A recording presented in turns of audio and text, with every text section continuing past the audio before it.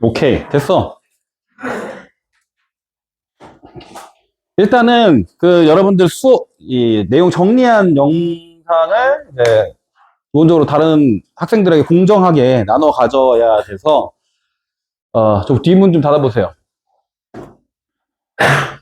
결국 이제 1, 2반 학생들은 정리를 해주는데 3반부터는 그 뒤에 있는 학생들이 못 들으니까 그 학생들 때문에 어쨌든 하는 겁니다. 근데 따로 찍으면은 너무 귀찮잖아. 그냥 수업하는 거 찍어서 내보내면 되잖아. 간단하죠? 그냥. 크게 세 파트로 되어 있습니다. 우리 교과서 여러분 시험 범위가 크게 세 파트로 되어 있는데 첫 번째는 조선 후기의 정치, 두 번째는 조선 전후의 사회, 경제, 문화, 사상 파트, 그리고 세 번째는 근대 사회에서부터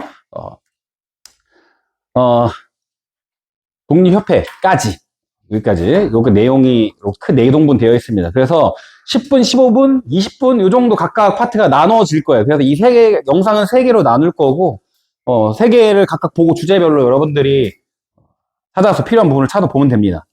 그리고 기본적으로 선생님이 시험을 볼 때 선생님 정리해 주는 부분이 있고 이 정리해서 빠진 부분이 있잖아. 그 빠진 부분도 공부해야 하나요? 라는 질문을 하지 마세요. 일단 시험 문제를 낸 다음에 정리는 했어. 그런데 그 나머지에 대해서 나한테 물어보지 마. 하고 안 하고는 본인의 선택의 문제입니다. 자, 그리고 말하는 거는 여러분 말해도 돼요. 어차피 여러분 목소리 안 들어갑니다. 잘 안 들어가요. 다 같이 하하하하 하지 않는 이상 그냥 안 들어가. 그래서 너무 걱정할 필요 없고. 그리고 니네 지금 웃긴 게 여기를 보는 게 아니라 나를 봐. 왜 직강 두고 인강 봐? 상식적으로 이건 신경 쓰지 말고 여러분 그냥 선생님 수업만 들으면 됩니다. 그리고 여러분들 기본적으로 정리해줘봐야 니네 잘 공부 안 하던데. 기말 중간고사 본 거 보면은 니네 뭐 정리해줬어야 뭐 성적 더 낮고 막 이러던데 괜찮겠니? 어쨌든 여러분들도 영상을 다시 돌려보면서 공부를 좀 하기 바랍니다. 영상은 금요일 정도에 공개를 할 거예요. 그래야 그때까지는 그냥 알아서 공부하라고. 그리고 수요일날 시험 보니까 다음 주 월요일날 줄까? 너무 근데 너 100점이 너무 맞으면 안 돼가지고 그럴 일은 없어. 나도 알아.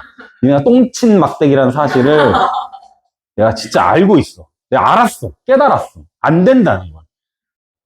지금 불안한 감정과 안도의 감정이 동시에 있는 상태야.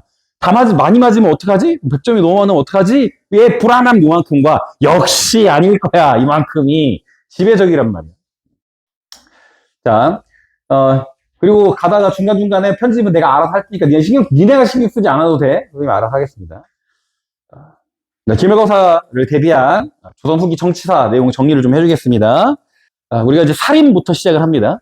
사림은 지방에서 성리학을 연구하는 양반 사람들을 의미하는데 이들은 고려 말기의 온건파 사대부, 신진사대부들의 제자들로부터 시작이 됩니다.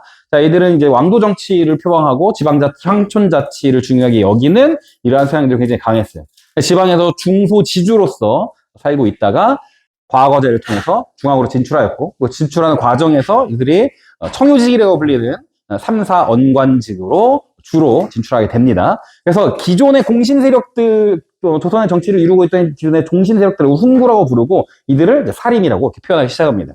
훈구들은 이렇게 등장하는 사림들을 견제하기 위해 연산군 때 두 차례에 걸친 사화가 일어나게 되는데 이때 연산군이 폐위되고 중종이 왕위에 오르면서 훈구의 세력들은 훨씬 더 강해지게 되죠. 그래서 이에 대한 견제를 위해서 중종이 사림을 주대거 등용하기 시작합니다. 대표적인 인물이 조광조입니다. 조광조가 성리학적인 질서를 위한 개혁을 굉장히 많이 합니다. 대표적인 게 혈량과인데요. 이거는 인재를 추천하는, 과거제가 아니라 추천 방식으로 인재를 뽑는 거고요. 또 하나는 공신들이 더 많다라고 해서 공신록에 잘못 올라가는 사람들은 삭제해야 한다라고 주장하는 위훈 삭제를 추진합니다. 이게 훈구 세력에서 굉장히 타격이 큰 부분이겠죠. 그래서 훈구의 견제를 받아서 결국 조광조를 비롯한 대부분의 사림들이 제거당하는 이런 사건이 기묘사화예요.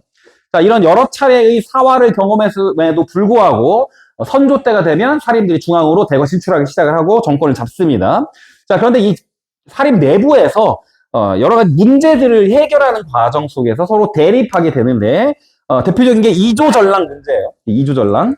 이조전랑은 3사를 추천할 수 있는 권리를 갖고 있었기 때문에 이조전랑이 우리 편이다. 그러면은 3사를 우리 편 인물들로 채울 수가 있겠죠. 자, 그래서 이 이조전랑을 놓고 양쪽 세력이 서로 격돌하게 됩니다. 자, 대표적인 인물이 김효원과 심의겸이고요.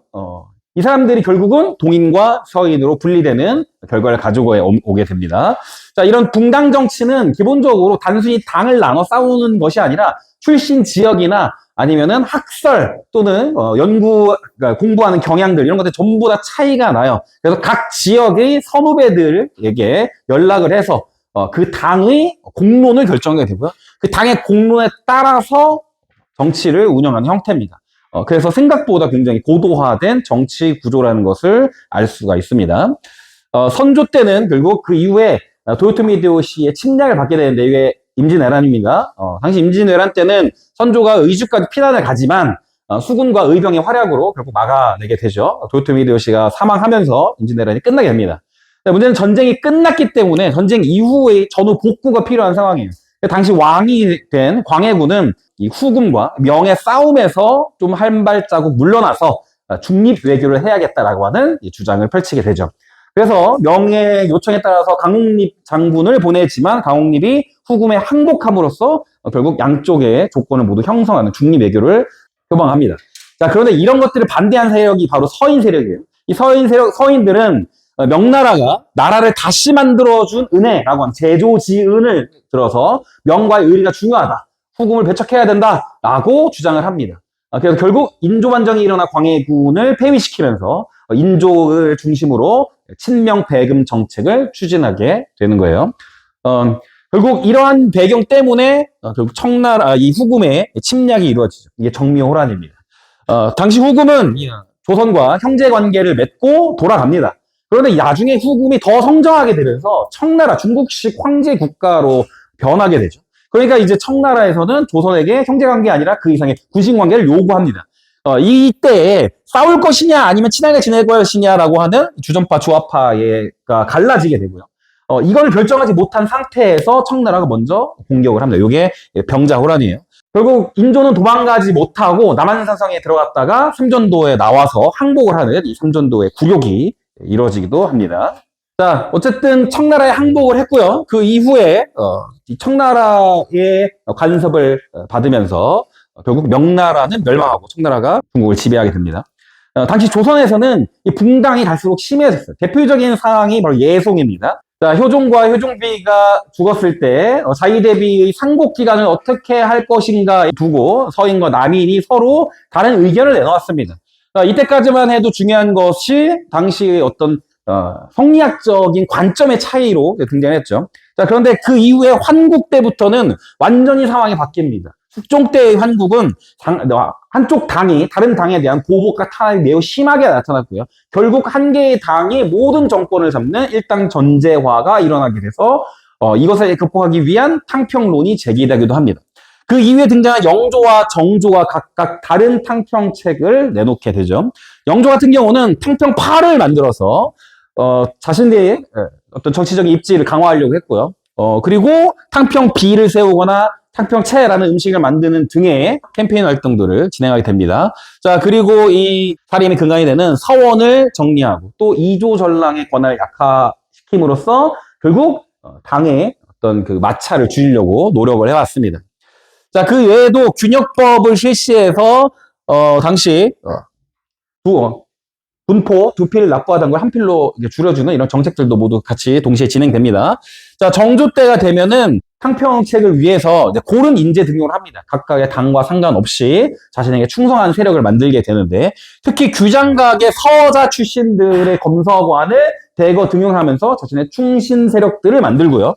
그리고 자신의 군사적 기반인 장용영 그리고 공간적으로 수원 화성을 확보함으로써 좀 더 강력한 자신의 왕권을 가지고 당시의 붕당 문제를 해결하려고 했습니다. 그러나 문제는 그 뒤에 정조가 사망한 이유입니다. 정조 사망한 이후에 외척 세력들을 중심으로 하는 세부 정치가 시작이 돼요. 이들은 굉장히 부패했기 때문에 관직을 사고 파는 매반매직이 유행하게 되었고요. 그리고 그렇게 관직을 산 사람이 지방관으로 내려가서 백성을 수탈하는 과정들이 반복되게 됩니다. 대표적인 사례가 삼정의 문란이죠. 삼정은 전정군종 환곡을 의미하고요. 이것 때문에 백성들이 굉장히 불만도 많아져서 나중에 홍경래의 난, 임술농민 봉기 등등이 일어나게 됩니다. 특히 이 홍경래의 난 같은 경우는 특징적으로 다른 농민 봉기하고 다르게 상한가 지역에 대한 차별 때문에 등장을 해요. 자, 그리고 참여한 사람들을 보면은 광산의 노동자가 참여했다라고 하는 내용들이 이 홍경래의 난이 갖고 있는 그 특징입니다. 그 이외에도 임술농민 봉기는 전국적으로 동시다발적인 이런 봉기가 일어나는 당시 사회가 얼마나 혼란스러운지를 반영하는 이런 결과들이 나타남죠. 자, 그때 등장한 인물이 흥선대원군입니다. 고종이 왕위에 오르면서 그 아버지 흥선대원군이 정치에 참여하게 됐는데요. 당시 비변사를 약화시키고요. 의정부 상군부를 부활시키고요. 그리고 그 이전에 경국대전이 너무 오래됐단 말이야. 그래서 대전회통을 만들어서 새로운 정치 질서를 확립을 하게 됩니다. 자, 또한 왕실의 권위를 확보하기 위해서 경복궁을 중건했는데 당시 양반들에게 원에서 납부하는 돈, 원납전, 그리고 돈이 그래도 모자라시니까 상평통보의 100배의 가치에 해당하는 당백전을 만들어냅니다. 자, 이렇게 돈을 막 찍어내면 생기는 문제가 인플레이션이 발생한다는 거죠. 경복궁을 짓기 위해는 나무가 필요하죠. 그 나무들을 베기 위해서 양반들의 묘지림에 있는 나무를 베기 시작합니다. 그래서 백성들에게도 그리고 양반들에게도 불만이 가져오는 결과를 갖고 옵니다. 자, 삼정의 문란을 해결하기 위해서 양전사업 또 호포제, 사창제를 실시하는데요. 그중에 호포제 같은 경우는 신분과 상관없이 양반과 평민 모두 다 군포를 내게 하는 제도고요. 사창제 같은 경우는 환곡이 지방관에 의해서 수탈로 이어지기 때문에 마을 단위로 개별적으로 운영하라라고 하는 이런 제도입니다. 자, 또한 이 면세 면역의 혜택을 갖고 있는 서원을 철폐함으로써 국가 재정을 확충하려고 하는 노력들도 이루어지죠. 그래서 서원 같은 경우는 영조 때도 그리고 이렇게 흥선대원국 때도 서원에 대한 이제 제재가 좀 있었습니다. 자, 그 외에 중요한 게 바로 통상 수교 거부 정책입니다. 요거는 이제 뒤에 따로 다루도록 하겠습니다.